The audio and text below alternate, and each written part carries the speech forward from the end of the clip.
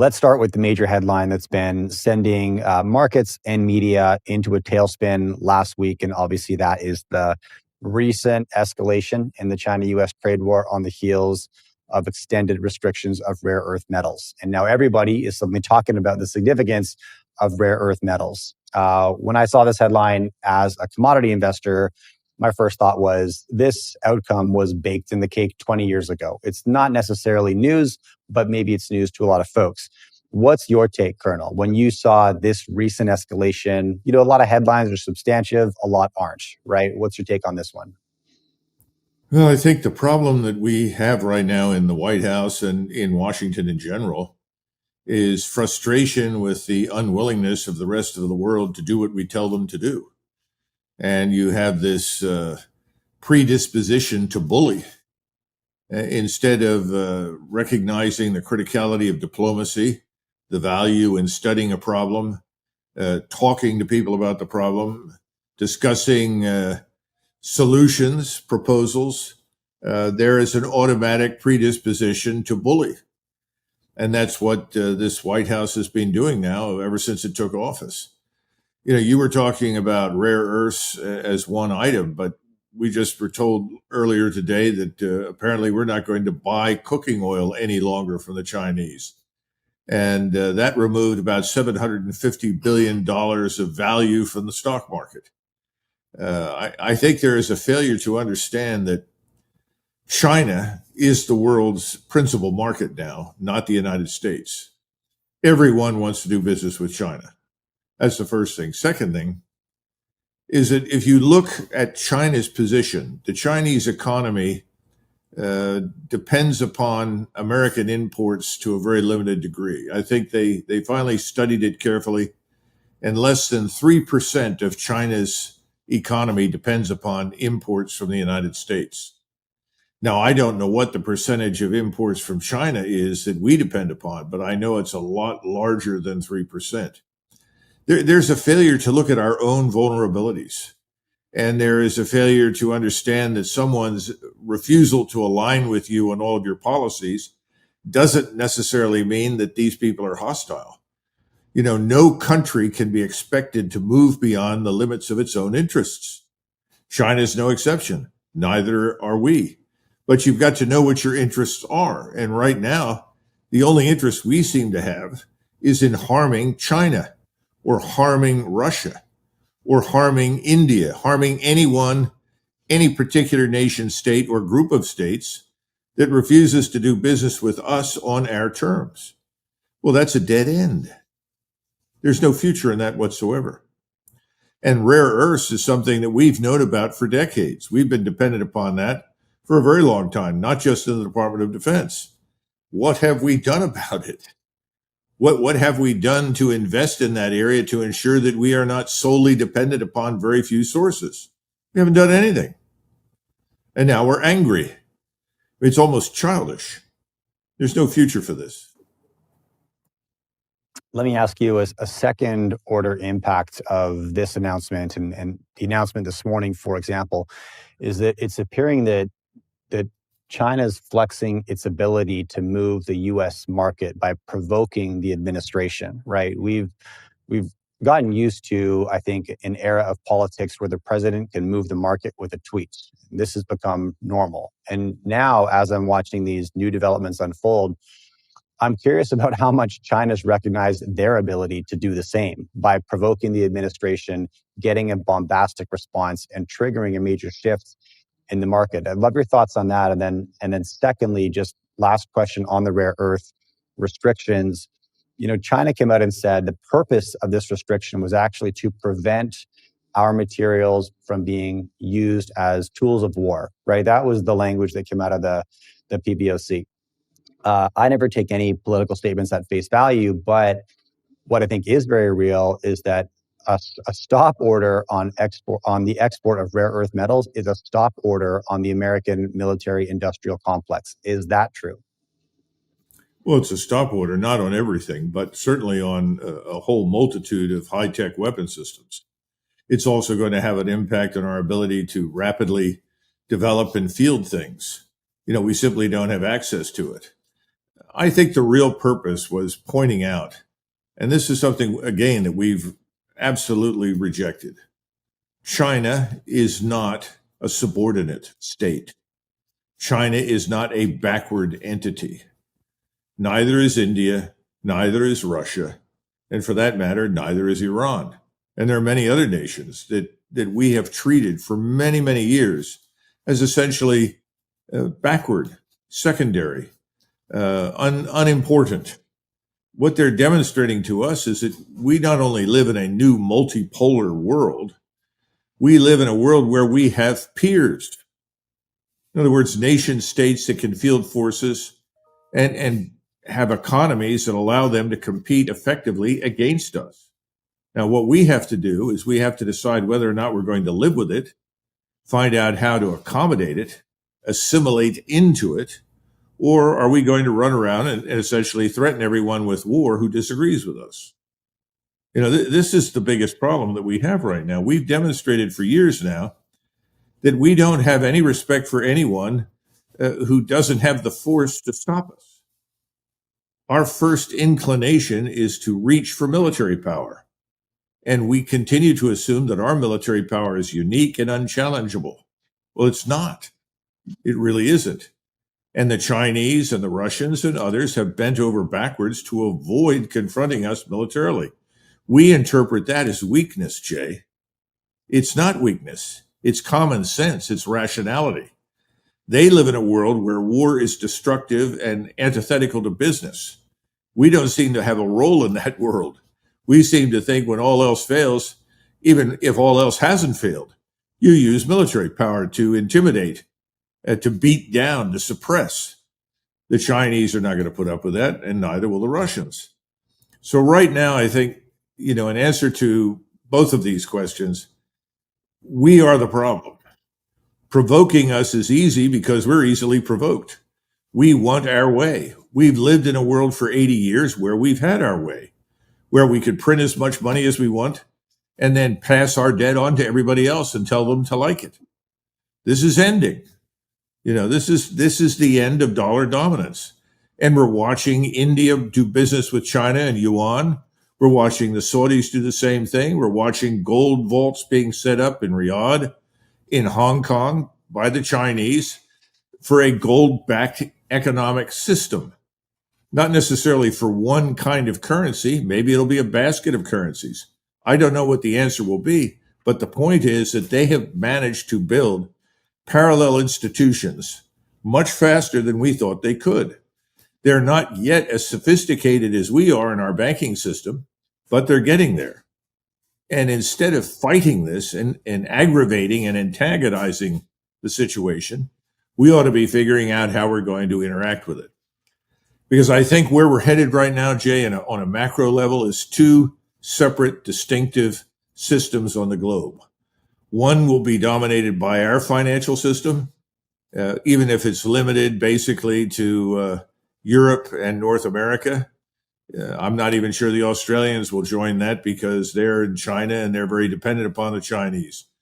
But my point is that's one system. And then perhaps the rest of the world will enter this BRICS system. So we'll have this divergence. That's one outcome. But I don't think we're going to have a single global system any longer. And that's because people are fed up with us. And, we could look at all sorts of implications for what that means in trade and commerce. Well, let me ask you, because as you mentioned, there's a handful of states that have been playing the neutrality game very effective. Saudi Arabia being one, India being another, Japan being another. They're happily buying Russian oil today because it's in their best interest. It's the right move for that economy. You mentioned Australia, which is a economy that we assume is Western aligned, but from a geographic and proximity standpoint, Asia is a better trade partner and China is their biggest customer. When all of this rare earth headline began making waves, there was another development that I was watching that made me cock an eyebrow, because at the end of September, China, who imports more Australian iron ore than anybody else, about 710 million tons per year, put a stop order on new US dollar purchases of iron ore. So not a stop order on Australian iron ore from BHP, but a stop order on US dollar purchases. Now, obviously, this brought BHP to the negotiating table, and where they landed is that going forward, China can pay for its iron ore 70% in US dollars, 30% in renminbi, right? Now, that's really interesting because that's not Venezuela, that's not Vietnam, that's not a BRICS aligned nation. That's Australia, right? That's like a G7 adjacent nation. One way to think about that. I thought this was super relevant for three reasons. Number one, it's precedent. Whenever a deal like this happens, you always have to think about the trajectory that it might put you on. This is new precedent that China can take to the world and say, this is how we do business now. And it's good enough for BHP, so it's good enough for you. It's good enough for Australia, so it's good enough for you. And that's a new precedent that gives countries the ability to say, okay, no, this is reasonable. This is reasonable. Secondly, obviously the transaction's a two-way street. BHP will now be accumulating a treasury of renminbi, and they're going to have to spend it somewhere. They could just convert that to US dollars, but anybody who runs a non-American company knows the risks of currency exchange. Like, it's expensive, it's risky, it's tough. That's the headache that China offloaded to BHP. They don't want that. They'd much rather just spend the renminbi. The most logical home is in China, right? But they're now incentivized to find other players who will accept renminbi because they have it to spend, right? So they're incentivized to inspire, to a degree, more de-dollarization. And the third, I just think, as the rest of the world watch this, we all think about the transition from the US dollar to something else. We think about the shift that BHP will have to make. But the rest of the world's worried about one thing, and that's, does cheap Chinese steel still arrive? I don't care what you guys do. I don't care what's in BHP's treasury. None of that, right? I need the steel. Well, that's, get the deal done, right? Do you see this as like a bit of a tipping point precedent? It's notable, I believe, but what's your take on that picture, Colonel? No, I think the picture that you painted is a very accurate one, and that's where we're headed. The United States is not the scientific industrial giant that it once was. We're not the indispensable market any longer. What we need to do for ourselves is another subject, and we need to talk about that because the United States needs to take a different path into the future. But right now, I think what you just described is unavoidable.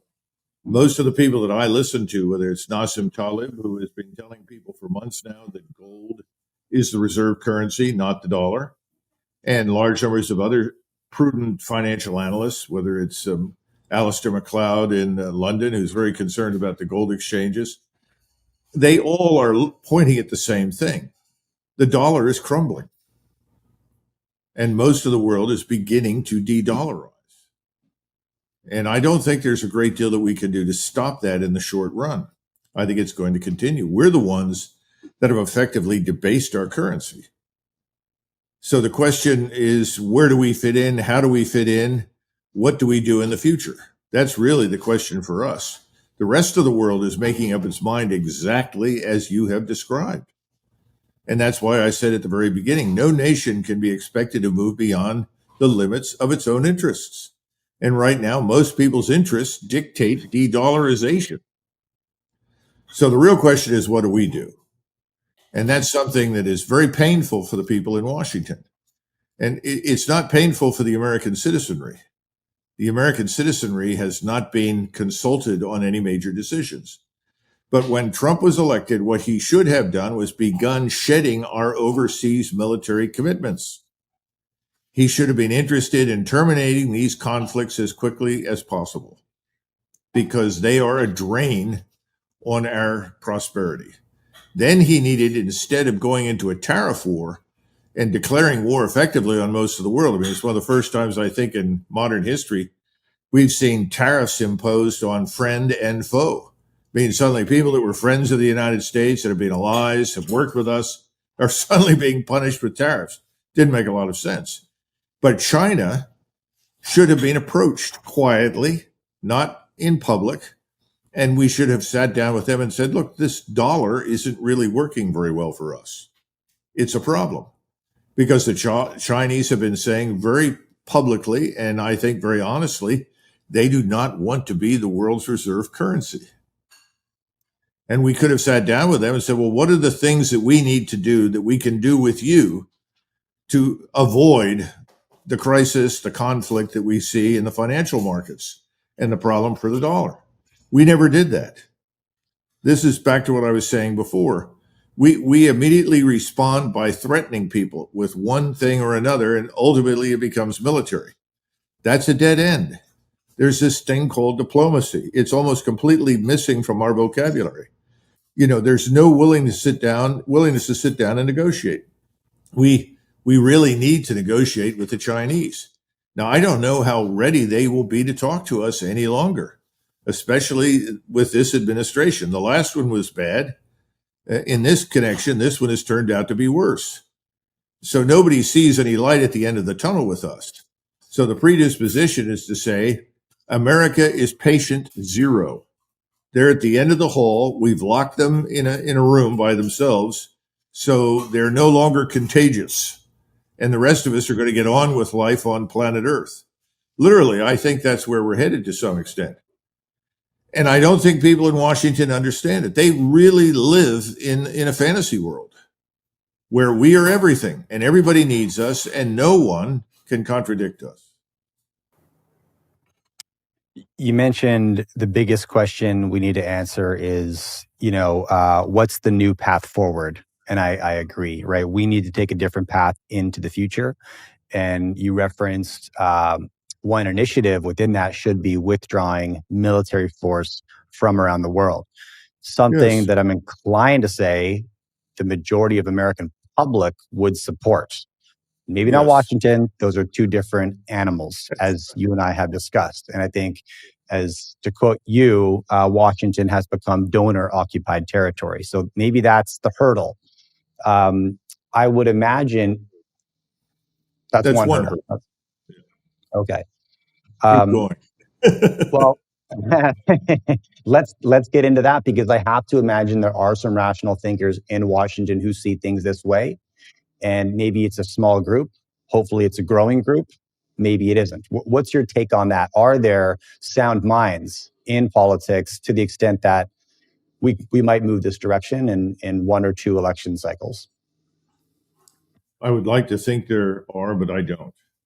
I think there's a very small number of people who recognize the criticality of turning inward, of moving away from conflicts and crises overseas that, frankly, we don't need. This is what Trump was talking about when he ran for office. That's why so many people voted for him. He said, we need to worry about our own hemisphere. Specifically, we need to defend our own borders. We need to get control of things inside the United States. The rule of law is really absent in too many places in the United States right now. We have to restore that rule of law. We have to rebuild trust and confidence in the population, in our institutions. Americans no longer believe in many of our institutions. All you have to do is listen to the radio, or even the mainstream media will admit to this. The FBI is no longer trusted. There are now commercials that run on the media that say, if you are approached by the FBI, don't say a word unless you have an attorney present. In other words, don't cooperate with law enforcement unless you've got an attorney. This is a very serious change in the history of the United States, certainly from the country I grew up in, where people, frankly, worshiped the FBI as the guardian of internal security and with the best people, the most honest people that you could ever find. Well, that's all gone. That's vanished. We are dealing with crime, half of which is not even reported in the statistics, that's overwhelmed our major cities. And we have governors who are saying, we don't want you in our state. Federal law doesn't apply. We've unilaterally lifted federal law from the books. It doesn't have any impact here. We have rights as states. Mayors in cities that have decided that federal law is irrelevant to them. That's how we ended up with these sanctuary cities. Now, we fought a war some time ago called the Civil War, which was supposed to have settled this issue of federal supremacy. But it seems like we're back to it. What I'm suggesting is not that we arm ourselves to the teeth and go to war internally. What I'm suggesting is that instead of focusing on a place like Venezuela, for God's sakes, or what's happening in the Middle East right now, which I think is beyond our ability to fundamentally change. And then finally, stop the nonsense in Ukraine. Stop pretending that we as Americans have any interest in Eastern Ukraine. We have no strategic interest there. Our only interest from day one was to stop the war, to hammer out some sort of solution.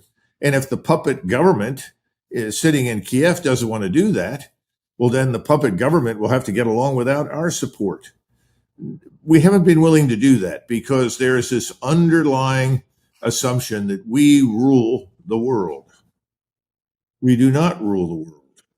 We do not enjoy absolute military hegemony over the planet, nor do we need to, nor can we afford to. So I think what has to happen now is a serious financial downturn as a result of the mess we've created for ourselves with the dollar, the people that we've alienated overseas, the commerce and trade war that we don't need. These things are all going to come together in some way. I would prefer they came together without having to have a military conflict overseas at the same time. But I think you've got to go through the catharsis. Then you will have people on the hill where the lights will begin to come on, and they'll realize that they're in danger of losing their office and being thrown out, or a lot worse. At which point in time we may see a real appetite for change. But right now, Jay, I don't see it. I see 3, 4, 5 people that are willing to stand up and say, we don't want to be part of this. We want a different way forward. But that's all. Now, that's, as you point out, that's not the American people. Today, most people talk about the uniparty. I mean, if you have Republicans that have a budget that results in a $2 trillion deficit, and you have Democrats that have a budget that results in a $3 trillion deficit, please explain the profound difference here. One is headed quicker on the road to suicide than the other, potentially. But when you reach trillions, it's decibel dust. So we're in a lot of trouble. But no one is reacting yet. I saw something, somebody reran some film footage from, I think it was 1998. I could be wrong. Could have been 97. This is when Newt Gingrich, who was the leader in the House, the Speaker of the House, shut down the government in a confrontation with Bill Clinton, who was president. And people complained, but this was in San Francisco. A newsman reached up and said, sir, this is a man on his bike. And the man pulled up, stopped, got off his bike and said, yes, what can I do for you? He said, would you answer a few questions? He said, sure. He said, what do you think about the shutdown in Washington, D.C.? Oh, I don't know. I don't think much about it. Really? Aren't you affected in some way? He said, well, as long as I can strap a case of beer to the back of my bike, I can go home, turn on the television, watch the game, and I still have a car with gas in it, and I can eat. Well, no, I guess not. I think he was telling us the truth. Things have to get a lot worse before people pay attention. So it doesn't really make any difference what I think or what the financial analysts say. It's pain. When the pain barometer rises, that's when you're going to see change. And right now, there just isn't enough pain to go around. And that's an apology, by the way, to millions of Americans who are feeling pain. Absolutely. It's just not enough at this point. As I listen to this, Colonel, I think about the explanations that we hear about why America has to be so militarily active around the world. And one of the most common ones is that we need to do this to keep us safe, right? That's often that's often the headline that comes home, right?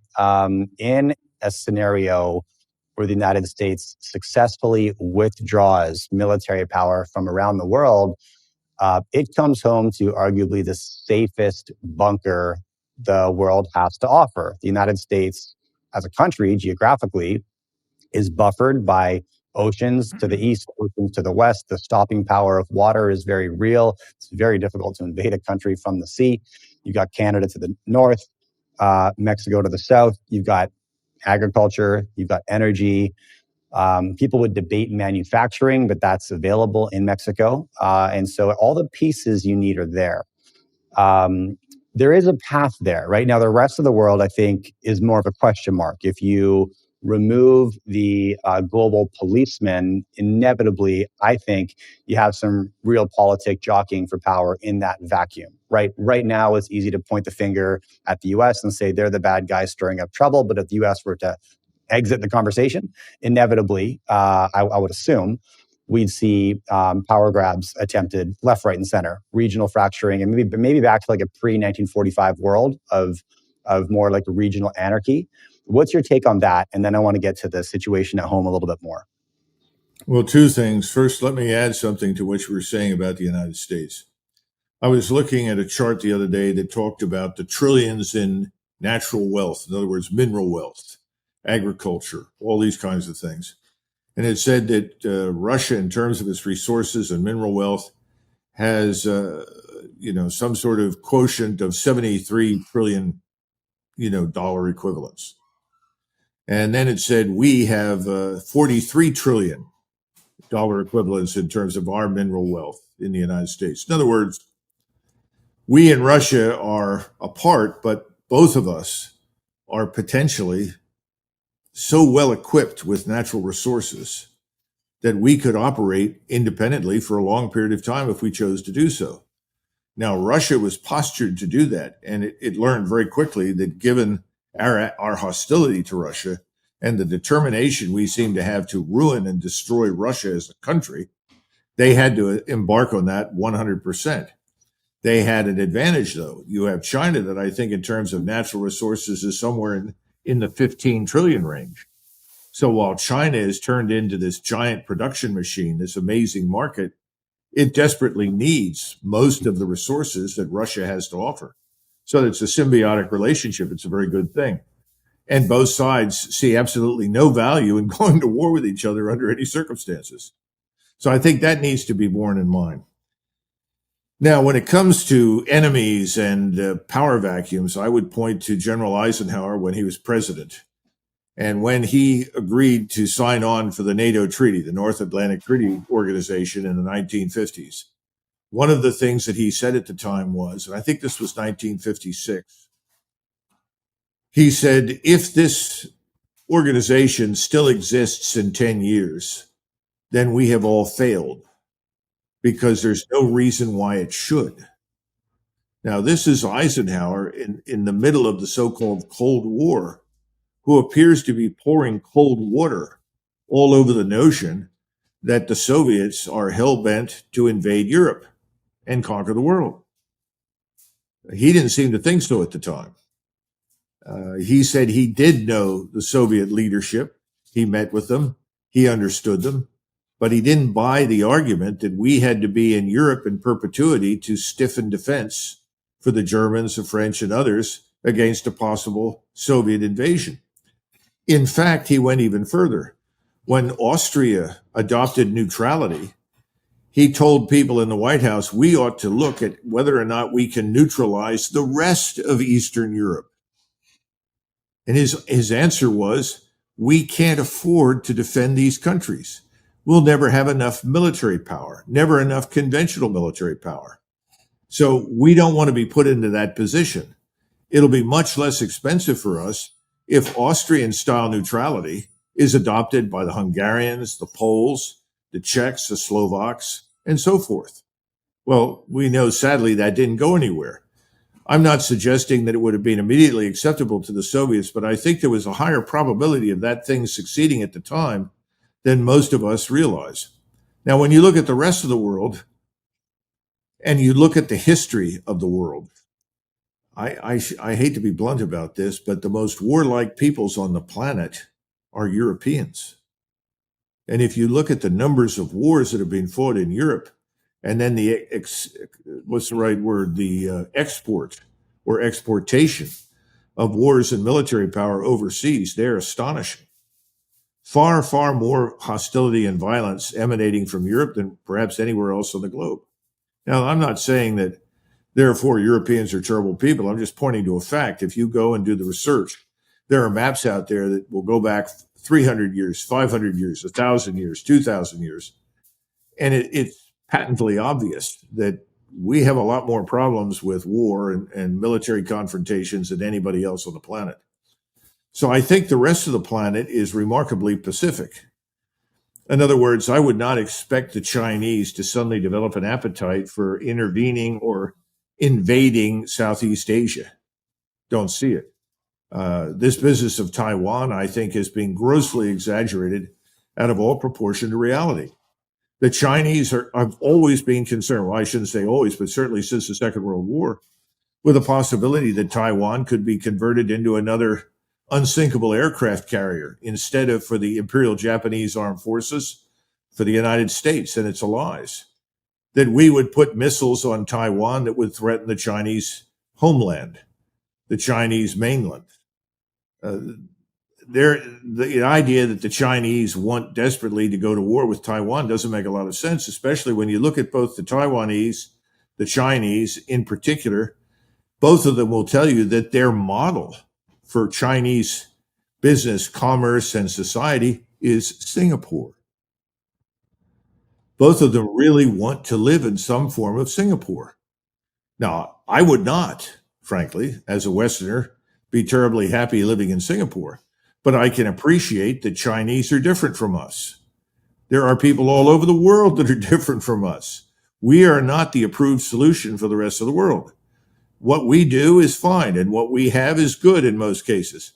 That doesn't mean that what they want to build is not better. But my point is, I don't see the evidence for this massive mobilization of manpower to invade somebody else. I once sat with Tom Clancy, who is the author of all these interesting spy novels. He's a very nice man. I got to know him reasonably well because he wrote a book about the Gulf War, and he was very interested in this Battle of 73 Easting that I and 1,100 other people were involved with. But he told me, he said, well, you realize what the future is. I said, well, you tell me what you think it is. He said, it's China is going to invade Australia. They're going to invade Australia. I said, really? I said, the Chinese don't even like to go to sea. They have a huge problem with desertion in the Chinese Navy. The Chinese have never really been a seafaring nation. And most Chinese really want to live in China, in a Chinese society with Chinese culture and Chinese laws. Oh, no. They need the land. Well, I didn't argue any further. He was very committed to this. And of course, the next question out of my mouth is, where are they going to live in Australia? There are not too many places in Australia other than the coast where you're going to want to live for any length of time. Well, look, people develop these fantastic notions, and they develop it because they're projecting the European experience onto the rest of the world. Take a look at Latin America. Latin America has lots of problems. No one will question that. But how many wars have they fought with each other? Remarkably few. Their problems are internal to their countries in most cases. My point is this idea that if we are not everywhere to ensure there is no change in the status quo will fall apart, the world will end as we know it. I don't think that's true. But here's another news flash for everybody. How often have borders changed in Europe over the last 1,000 years? More times than we can count. And if in that case, what's everybody losing sleep over Ukraine about? Changing borders, shifting populations, shifting alliances in order to achieve peace, not to fight war, has been the status, the ultimate goal in Europe for centuries. Trade a province, change loyalties, alter, the people who are in charge, and you get on with it. Because someday, by the way, you know what Kaliningrad is. Kaliningrad used to be East Prussia. It was retained after World War II. Stalin kept it because our friend FDR, and I'm being facetious, told him he could have it. Now, the people living there for the last 1,000 years have been overwhelmingly German speakers, but it hasn't always been under German rule. The King of Poland ruled it for quite a while.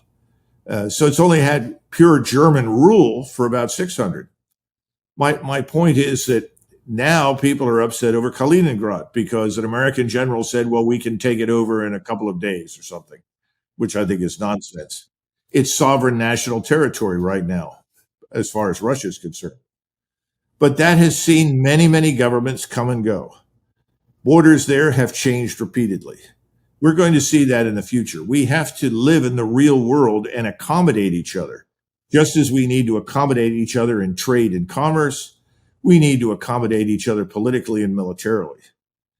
And that has to happen. The best news I've heard in the last 6 months, 7 months, is that Donald Trump said when he was asked about the START treaty, he said, would you be willing to extend that some number of months into the future? He said, yeah, I think that's a good idea. Thank God. At least there's some rationality on that point. Because the last thing anybody wants under any circumstances is a nuclear war. So I think there's hope for us. I don't want to be terribly gloomy, but right now we've just made a mess of things. We've been making this mess for over 4 years, ever since Biden was in office, and now we have Donald Trump.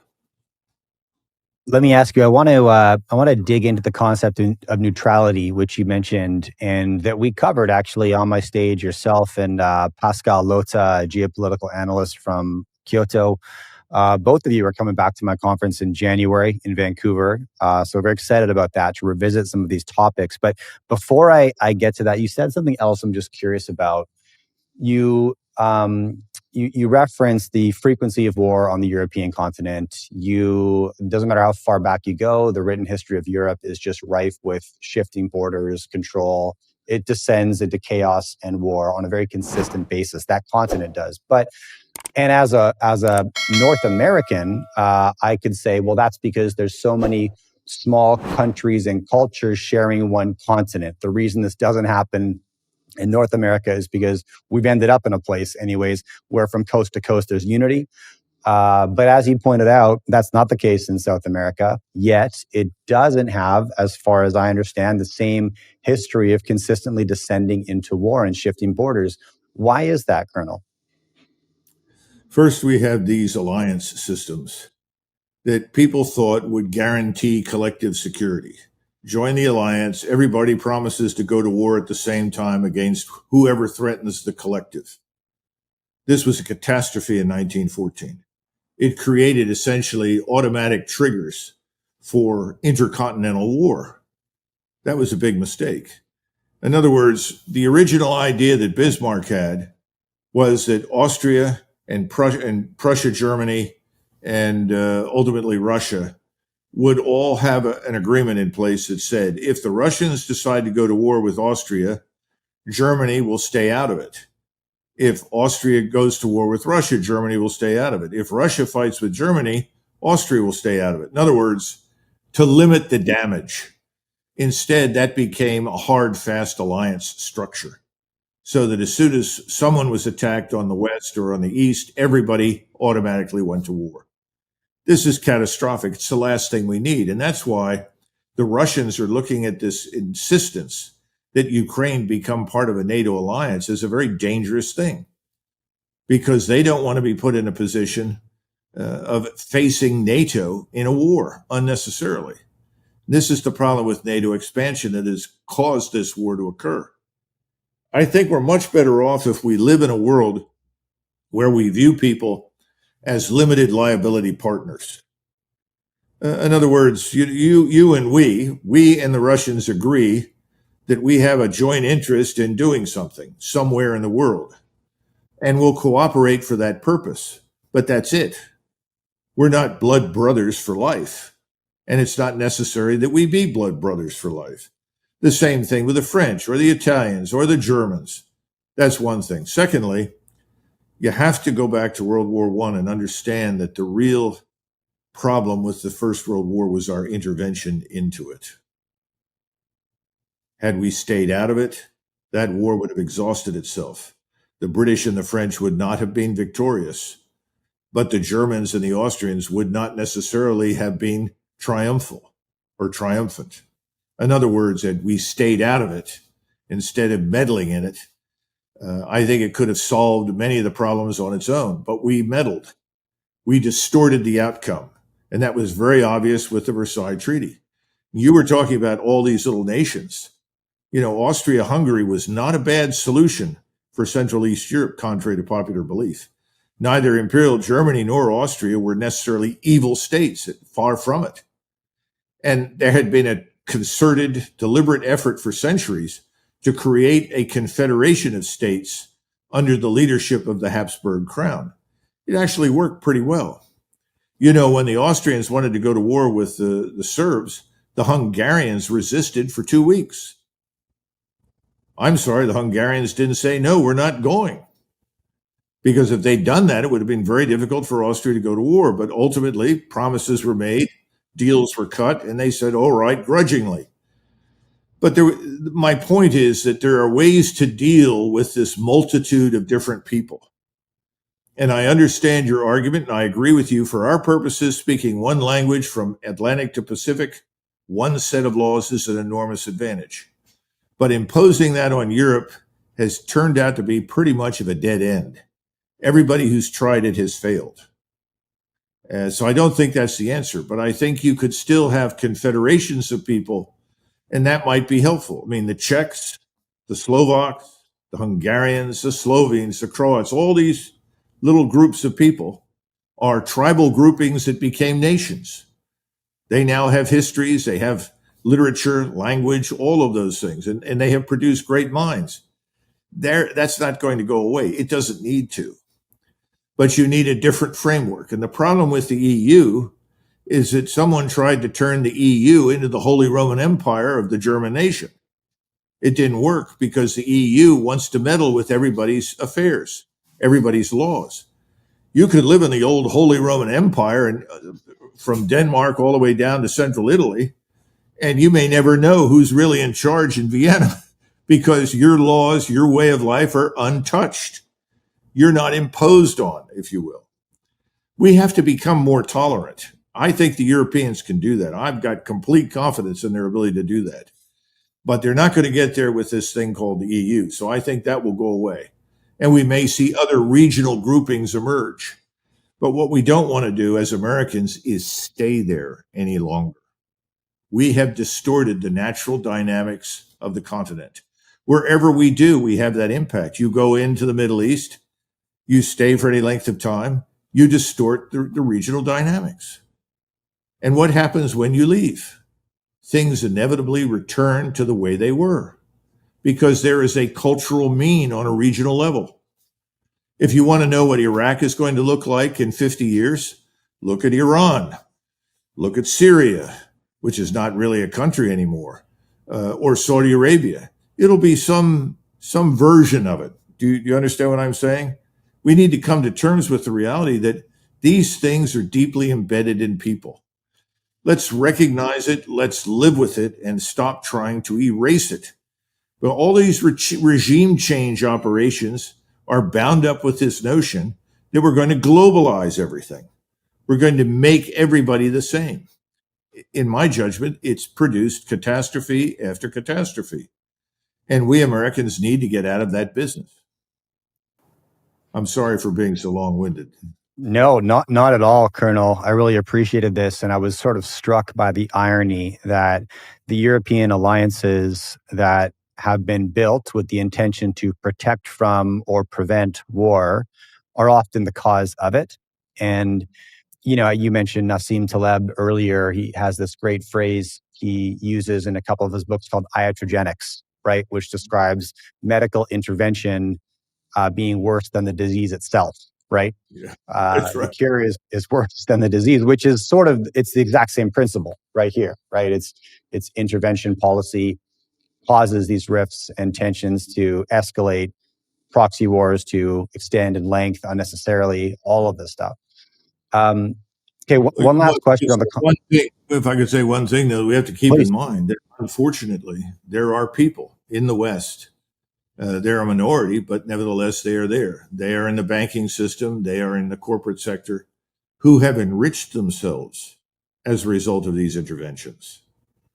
And they are disinclined to go quietly into the good night because they make money. It's income.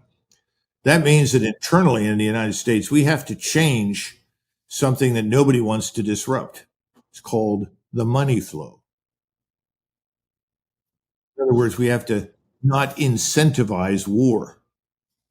And right now, it's incentivized because we haven't endured much pain.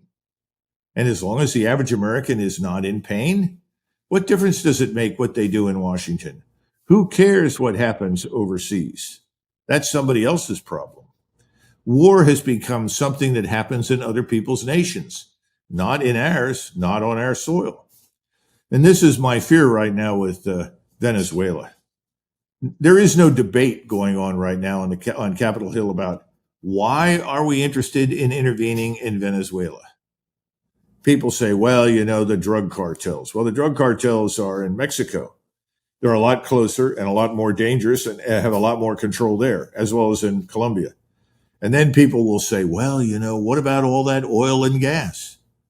And we have already discovered that Mr. Maduro tried to forge some sort of compromise with us that would give us a stake in the oil and gas industries, which would be very good because we have in the American oil companies the best drilling engineers in the world. And they're all sitting around looking for work in many cases. Going down to Venezuela to restore that industry under their government, whether we like it or not, makes a lot of sense, particularly if we can raise